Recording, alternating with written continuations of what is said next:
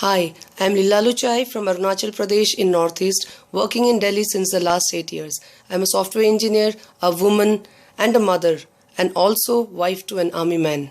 I will vote for BJP because BJP is the only party which really cares for our soldiers. Other parties have pocketed the money meant to provide bulletproof vests and warm woolen clothes for our soldiers.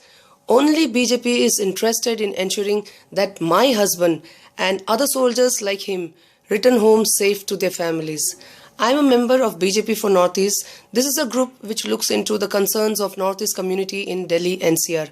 We work very closely with BJP leaders who by their genuine commitment and actions have demonstrated their strong feelings about Northeast being a very important, integral and critical part of India.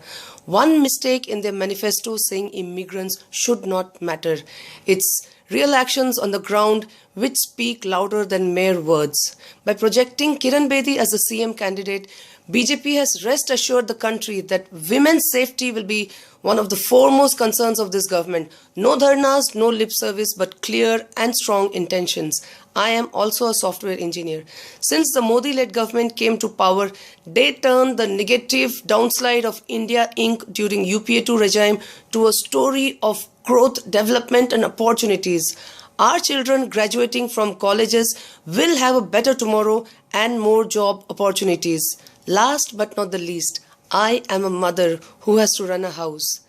Since the BJP government came to power in the center, prices of all essential commodities, LPG, petrol, diesel have all gone down. This is a really big respite for many mothers like me. I am a common BJP worker who holds no fancy post in BJP, but in the last 1 year, I have met many BJP bigwigs like Sushma Swaraj, Kiren Rijiju, General VK Singh, etc. This shows that all BJP leaders have their feet firmly on the ground. There is no high command and no cronies. All are equal in BJP.